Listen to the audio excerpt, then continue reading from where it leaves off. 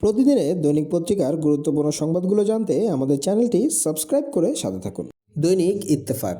বিএনপির ইশতেহার ঘোষণা আজ, শেষ জনসভা রবিবার। আশুলিয়ায় গুলি করে 7 হত্যা ও লাশ পোড়ানো মামলায় সাবেক এমপি সাইফুল ও 4 পুলিশ সহ 6 জনের মৃত্যুদণ্ড। এলপিজিতে কর কাঠামো পুনর্গঠন, আমদানি পর্যায়ে 7.5% ভ্যাট। এলপিজি খাতে কর কাঠামোয় পরিবর্তন এনেছে অন্তর্বর্তী সরকার। উৎপাদন ও ব্যবসায়িক পর্যায়ে থাকা ভ্যাট ও অগ্রিম কর তুলে নিয়ে আমদানি পর্যায়ে এককভাবে 7.5% ভ্যাট আরোপের সিদ্ধান্ত নেওয়া হয়েছে। সরকারের মতে এই ব্যবস্থায় কর আদায় প্রক্রিয়া সহজ হবে এবং এ খাতে বিদ্যমান জটিলতা কমবে। পরিবারতন্ত্রে রাজনীতি আর চলবে না, বললেন জামাতে আমির। সব ধর্মের মানুষকে বুকে ধারণ করে দেশ গড়ার প্রতিশ্রুতি। চট্টগ্রাম বন্দর, নৌপরিবহন উপদেষ্টার আশ্বাসে কর্মবিরতি 2 দিন স্থগিত। চুক্তি থেকে না সরলে রবিবার থেকে ফের কর্মবিরতি। লক্ষ্মীপুরে ভোটের সিল তৈরির অর্ডার দেন জামাতের নেতা। গ্রেফতার ব্যবসায়ীর আদালতে স্বীকারোক্তি। চাদরে ঢাকা 2 সন্তানের লাশ, সিলিং ফ্যানে ঝুলছিল বাবা মা। মিরপুরে ঋণগ্রস্ত পরিবারটির পাশে কেউ দাঁড়ায়নি। পুলিশ বলছে 2 শিশু সন্তানকে হত্যার পর দম্পতির আত্মহত্যা। উচ্চ পর্যায়ের হস্তক্ষেপ কামনা ব্যবসায়ীদের। চট্টগ্রাম বন্দরে চলমান আন্দোলনের বিষয়টি সুরাহা করতে সরকারের উচ্চ পর্যায়ের হস্তক্ষেপ কামনা করেছেন দেশের শীর্ষ 10 বাণিজ্য সংগঠনের নেতৃবৃন্দ। অ্যাপস্টাইন ফাইলে ডিপি ওয়ার্ল্ডের নাম।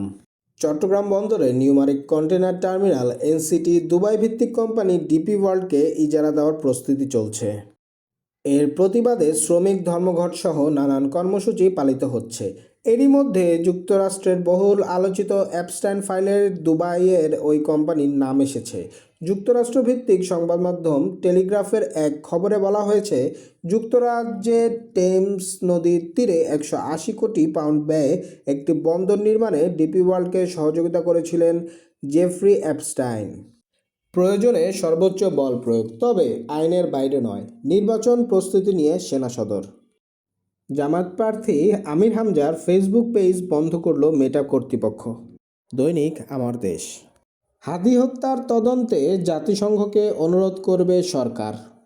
জাতিসংঘের মানবাধিকার বিষয়ক হাই কমিশনারের দপ্তরকে যত দ্রুত সম্ভব শহীদ শরীফ ওসমান হাদির হত্যার ঘটনার তদন্ত পরিচালনার জন্য প্রস্তাব দেওয়া হবে বলে জানিয়েছেন প্রধান উপদেষ্টার প্রেস সচিব শফিকুল আলম। নির্বাচনে নিরপেক্ষতা এবং পেশাদারিত্ব বজায় রাখতে হবে। ভোট কেন্দ্র ও ব্যালট বাক্স দখল হলে তাৎক্ষণিক ব্যবস্থা। জাতীয় স্টেডিয়ামে মতবিনিময় সভায় সেনাপ্রধান। হ্যাঁ ভোটের পক্ষে গণজোয়ার সৃষ্টির আহ্বান ছাত্রনেতাদের। কাল উত্তরবঙ্গে যাচ্ছেন তারেক রহমান। 8 ফেব্রুয়ারি ঢাকায় শেষ জনসভা। নতুন প্রধানমন্ত্রীর শপথ 15 বা 16 ফেব্রুয়ারি। ত্রয়োদশ সংসদ নির্বাচনের পর অন্তর্বর্তী সরকার দ্রুততম সময়ের মধ্যে দায়িত্ব ছাড়বে মন্তব্য করে প্রধান উপদেষ্টার প্রেস সচিব শফিকুল আলম বলেছেন, সংখ্যাগরিষ্ঠ দলের নেতা নতুন প্রধানমন্ত্রী হিসেবে 15 বা 16 ফেব্রুয়ারি শপথ নিতে পারবেন। দৈনিক কালের কণ্ঠ। অন্তিম সমীকরণে ভোট রাজনীতি। আর বাকি 6 দিন। জনসমর্থন নিশ্চিত করতে সময় আর 3 দিন। ঢাকায় শেষ সমাবেশের ব্যাপক প্রস্তুতি বিএনপির। ঢাকা 15 আসনে গণমিছিল করে প্রচারের সমাপ্তি টানতে পারে জামায়াত।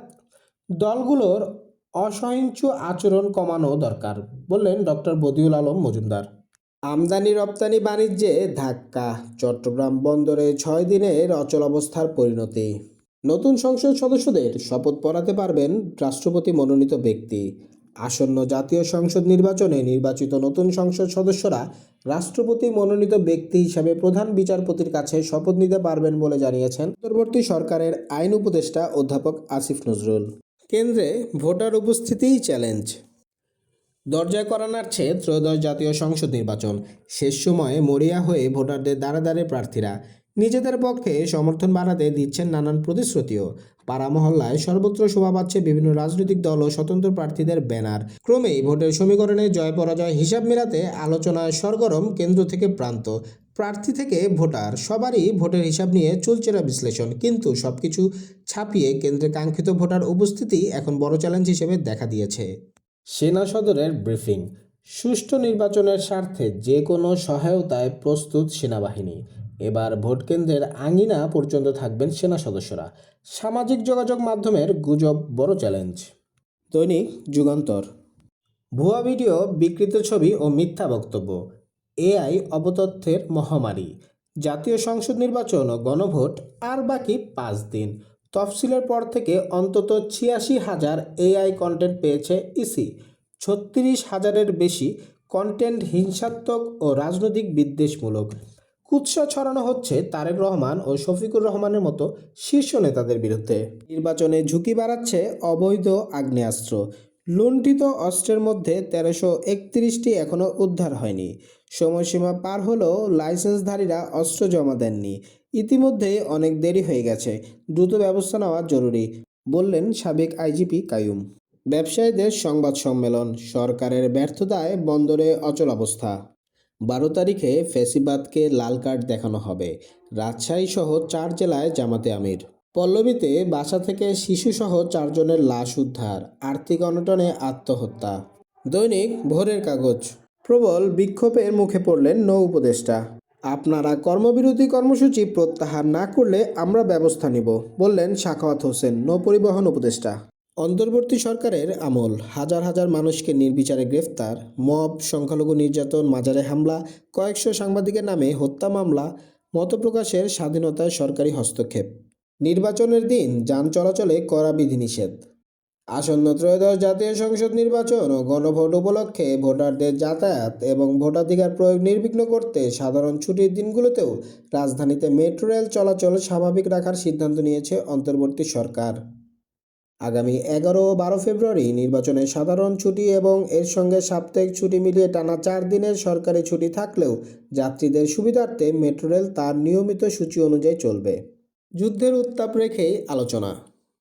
ইরান পরিস্থিতি, পারমাণবিক কর্মসূচি নিয়ে ওমানে যুক্তরাষ্ট্র ইরান বৈঠক আজ।